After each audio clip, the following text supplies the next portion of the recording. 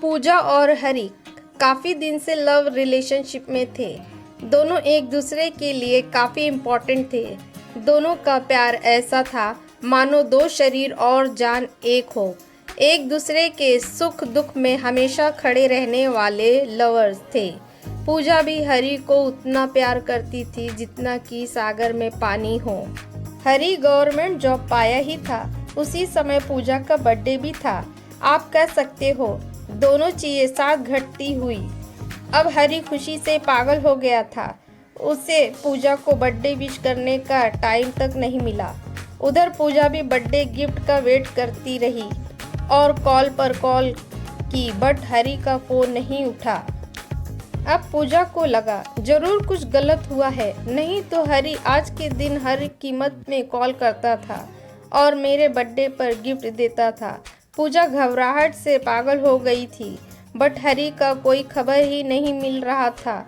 इतने में पूजा के पास हरी के दोस्त राहुल का कॉल आया। राहुल ने पूजा को बर्थडे और गवर्नमेंट जॉब दोनों की बधाई दी।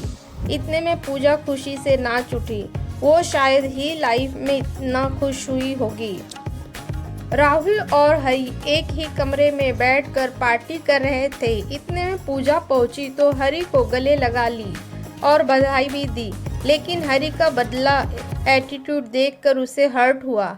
अब धीरे धीरे हरी पूजा से दूर होने की कोशिश कर रहे थे, लेकिन पूजा का आत्मा कभी गवाही नहीं देता था कि हरी मेरे साथ ऐसा कर सकता है। बट यही सच था। समय बीतता गया, हरी के स्वभाव में परिवर्तन आता गया। पूजा और हरी को प्यार से बात किए काफ़ी वक्त हो गया था।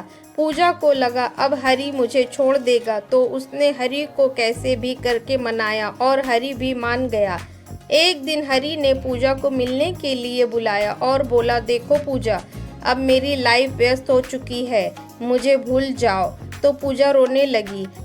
आखिर आपका वो प्यार कहाँ गया, वो वादे कहाँ हैं? अब पूजा वहाँ से जाने को तैयार ही नहीं थी। अब हरी परेशान हो गया। वह कैसे भी करके समझाया, लेकिन पूजा उसके एटीट्यूड को देख कर डर गई थी।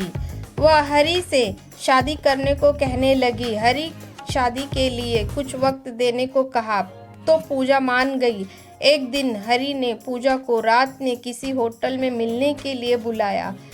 पूजा हरी को खुश करने के लिए उसका ड्रीम आईफोन को खरीदी और वह बस पकड़कर हरी के दफ्तर के पास रात 8 बजे पहुंची। हरी ने पूजा को मारने के लिए कुछ गुंडों को सेट किया था। गुंडे आकर उठा ले गए, उसके साथ बदसलूकी करके जान से मार दिया। पूजा के बैग से फ़ोन और एक सुंदर सा लेटर मिला तो हरी को जानकारी दी। हरी वहां जाकर देखा तो उसके होश उड़ गए। हरी पत्र को पढ़ने लगा। उसमें लिखा था, हरी, मैं आपका ड्रीम काफ़ी पहले पूरा कर देती, लेकिन आपके पापा के बीमारी में मैंने अपने गहने गिरवी रखकर पैसा दिया जो आपसे छिपाया। प्लीज़ मुझे माफ़ कर देना।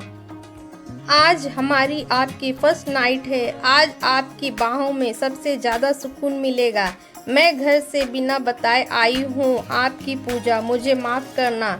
इतना पढ़कर हरी के होश उड़ गए और उसी फर्स्ट नाइट में ही खुद हरी ने भी खुदकुशी कर लिया।